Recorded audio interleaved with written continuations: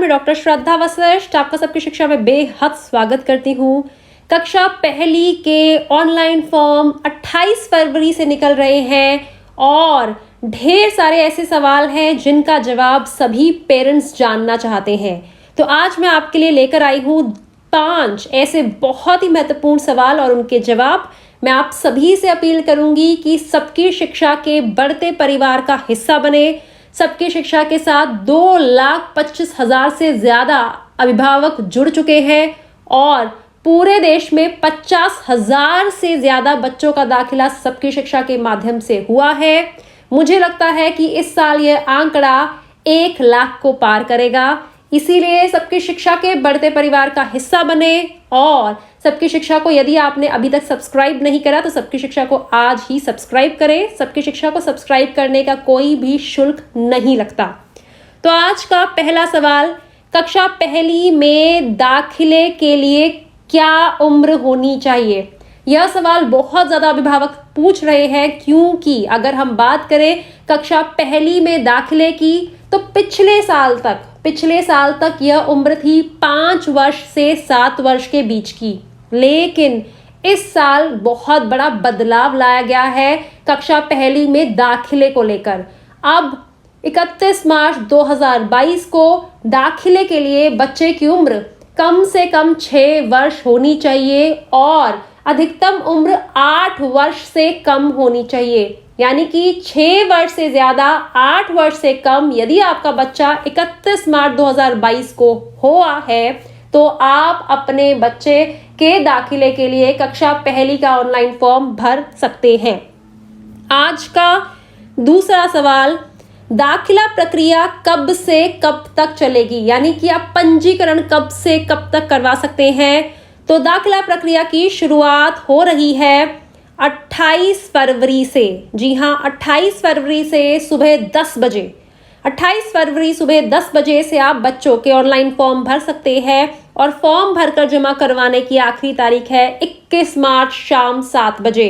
28 फरवरी सुबह 10 बजे से 21 मार्च शाम 7 बजे तक आप अपने बच्चों का दाखिला के लिए कक्षा पहली के ऑनलाइन फॉर्म भर सकते हैं। आज का तीसरा सवाल, यह सवाल बहुत सारे पेरेंट्स को परेशान करता है कि क्या वह लोग जो गैर सरकारी नौकरी करते हैं या फिर अपना बिजनेस करते हैं, क्या वह अपने बच्चों के लिए केंद्रीय विद्यालय का कक्षा पहली का ऑनलाइन फॉर्म भर सकते हैं? तो इसका जवाब है बेझिझक होकर आप फॉर्म भरिए। केंद्रीय विद्यालय में दाखिले की कोई ऐसी शर्त नहीं है कि बच्चा सरकारी या फिर राज्य सरकार के साथ जो लोग जुड़े हैं, उनके जो कर्मचारी हैं, उनके माता पिता कोई केंद्र सरकार या राज्य सरकार के साथ नौकरी करते हुए हो। ऐसा कोई भी नियम नहीं है।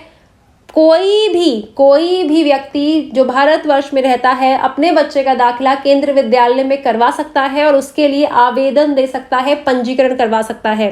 तो चाहे आप गैर सरकारी नौकरी में है, प्राइवेट नौकरी में है या फिर आप अपना बिजनेस करते हैं, आप बेझिझक होकर कक्षा पहली के फॉर्म भरिए। हर साल हजारों बच्चों का दाखिला जो सामान्य श्रेणी के तहत आते हैं केंद्रीय विद्यालयों में होता है।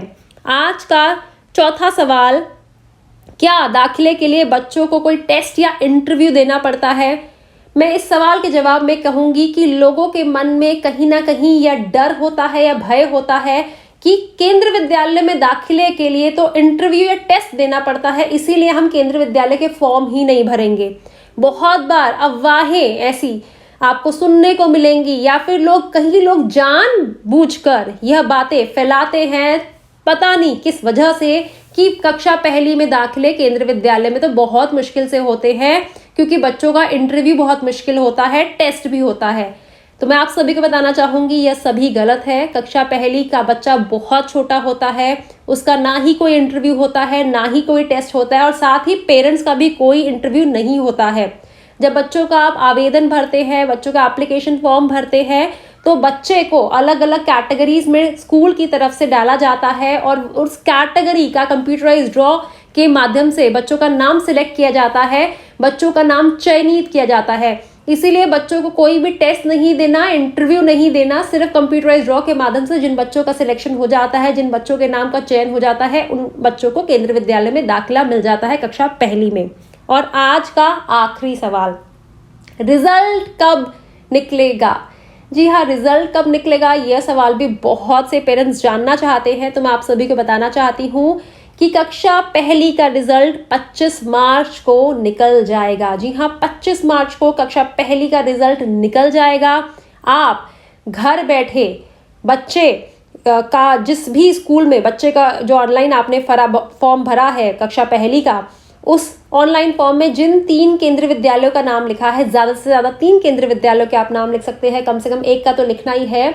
तो उन केंद्रीय विद्यालयों की वेबसाइट पर जाएंगे और देखेंगे कि बच्चे का नाम सिलेक्टेड कैंडिडेट्स की लिस्ट में है कि नहीं। स्कूल के बाहर लगे नोटिस बोर्ड पर जाकर भी आप रिजल्ट चेक कर सकते हैं। और एक और तरीका है जिसके बारे में सबकी शिक्षा के माध्यम से पूरे देश भर में सबसे पहले बताया गया था, वह है यूट्यूब लाइव के माध्यम से और फेसबुक लाइव के माध्यम से। क्योंकि यह जो पूरी कंप्यूटराइज ड्रॉ की प्रक्रिया होती है, केंद्रीय विद्यालय संगठन ने पाया कि पूरी पारदर्शिता से काम हो, पूरी ट्रांसपेरेंसी से काम हो, इसीलिए यह जो पूरी प्रक्रिया होती है जिसमें बच्चे का नाम चयनित किया जाता है, इसके लिए कमेटी बनती है। और जब यह बच्चे का नाम कंप्यूटराइज ड्रॉ के माध्यम से निकाला जाता है तो यह फेसबुक लाइव और यूट्यूब लाइव के माध्यम से आप सीधे तौर पर देख सकते हैं। इसीलिए 25 मार्च को आपके बच्चों का रिजल्ट आपको पता चल जाएगा। जिन जिन स्कूलों में 25 मार्च के बाद जो दाखिले होंगे और उसके बाद सीट्स खाली रह गई, वह 1 अप्रैल को दूसरी लिस्ट निकालेंगे। और जिन स्कूलों में 1 अप्रैल की दाखिला प्रक्रिया के बाद भी सीट्स खाली रह गई, 8 अप्रैल को वह तीसरी लिस्ट निकालेंगे। तो 25 मार्च, 1 अप्रैल और 8 अप्रैल को पहली, दूसरी और तीसरी लिस्ट निकल जाएगी। और आप सभी को फिर से बताना चाहूंगी कि आप सभी को घबराने की जरूरत नहीं है। ऑनलाइन फॉर्म को कैसे भरना है इस पर मैं ऑलरेडी वीडियो लेकर आई हूँ, और जब फॉर्म निकलेंगे 28 फरवरी को मैं दूसरी वीडियो भी लेकर आऊंगी। आपको चिंता करने की जरूरत नहीं है। एकदम पहले दिन फॉर्म भरना, 28 को ही फॉर्म भरेंगे, ऐसे अपने मन में कोई भी मैं बोलूंगी इस ख्याल से दूर रहिएगा। 1 या 2 मार्च को आराम से बैठ के फॉर्म भरिए। उस समय फॉर्म भरिए जब आपके घर में शांति है, आप आराम से कॉन्सेंट्रेट कर सकते हैं, जब आपके घर में इंटरनेट कनेक्शन अच्छा आ रहा हो। आप पहले अच्छे तरीके समझिए फॉर्म को कैसे भरना है, और उसके बाद आप बच्चों के फॉर्म को भरिए। 2, 3, 4 मार्च को भरिए, आराम से भरिए, चिंता मत करिए।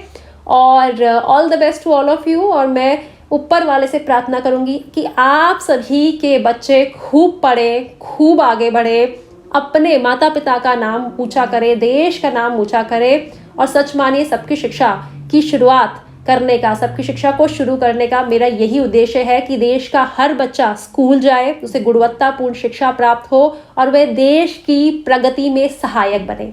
अब मुझे डॉक्टर श्रद्धा वशिष्ठ को इजाजत दीजिए। नमस्कार।